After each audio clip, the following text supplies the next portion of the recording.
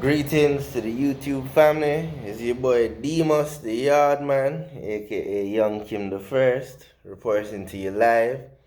And this is one I'm very excited for because this is actually the first time I'm reporting on my favorite sport, the pugilistic sport known to many as boxing. So we have a lot of interesting stuff to talk about.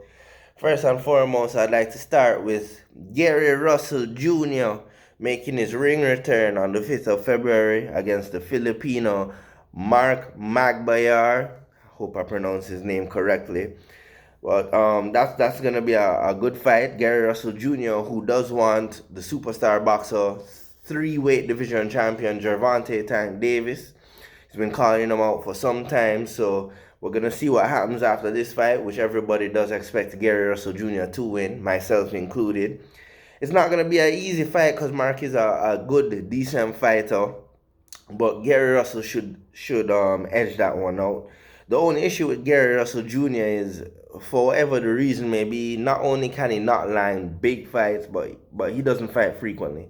He's been fighting once a year for the past like 6 or 7 years, and that's basically inactive. Boxing is a lifestyle. It's not a sport that you can just take time off and you know just come back in top form. Mayweather has everybody fooled. He would retire for 2 years and people would think he's gallivanting, living his best life. But no, boxing is a lifestyle. When Mayweather was taking his time off and retiring, he was in the gym. He does not drink liquor. He does not do drugs. He doesn't do any of that kind of stuff.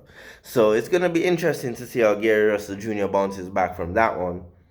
In on other news, the WBC has released a list of boxers who would be kicked out of their ranking system because they refuse to participate in their clean boxing program, which is random blood and urine testing year round. Most notably, Conor Benn, the son of UK Hall of Fame legend boxer Nigel Benn, and Mario Barrios, who is set to fight Keith Thurman on the 5th of February of this year. And that's gonna be interesting. Mario Barrios' only loss to date is against Gervonta Tank Davis in the 140 division. Mario Barrios is currently making his debut in the welterweight division of 147 pounds. So it's gonna be interesting to see how this one plays out. Finally, I've been informed that Jamal Charlo, the one of the twins for the Charlo twins, has accepted Canelo's contract offer, although we have nothing in writing and reported publicly as yet. I'm being told the only thing that needs to be hashed out is the venue. They're looking at either the T-Mobile Arena in Las Vegas, Nevada, or they're going to be looking at the Dallas Cowboys Stadium in Texas. Both venues would be fine. Obviously, Las Vegas is the fight capital of the world, but I believe they'll make more money in the Dallas Cowboys Stadium with Canelo and his Mexican following, as well as Jamal Charlo being from Houston, Texas, just down the road from Dallas, Texas. It's going to be an interesting fight. That's a fight we've been calling for years now. And in the past, I did think that was a 50-50 fight, but now I'm leaning more towards Canelo because in Charlo's last fight against Munguel, he looked very, very suspect. But it's reported that Canelo will be getting $50 million. Jamal Charlo's purse will be undisclosed. It hasn't been released to the public as yet, but that's what I'm very excited for. Very, very excited for. Since Triple G, I think this would be his stiffest competition yet. I'm not gonna lie, when he fought Billy Joe, I thought Billy Joe had a chance, but in my heart and my mind, I knew that Billy Joe wouldn't be able to overcome the Canelo.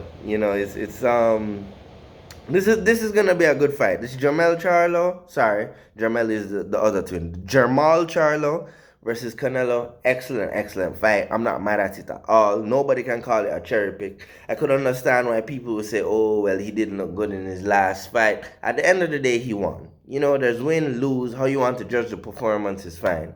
So I'm very happy about this one. We're gonna be reporting to you as much as I possibly can. I'm sorry I haven't been posting much this week. I've been on vacation. I'm away from Montreal in Toronto. I had a time for my baby mother and all. So, I've just been having fun, but I'm sorry. I promise I'll report to you guys as much as possible. And until next time, peace, blessings, and in abundance to the family. I love you all. Please don't forget to like, share, Subscribe, hit the bell notification. Even if you're going to dislike, all feedback is welcomed, whether positive or negative. I love you all. Until next time. You're listening to Demus, the Yardman, aka Young Kim Jones the First. Blessings.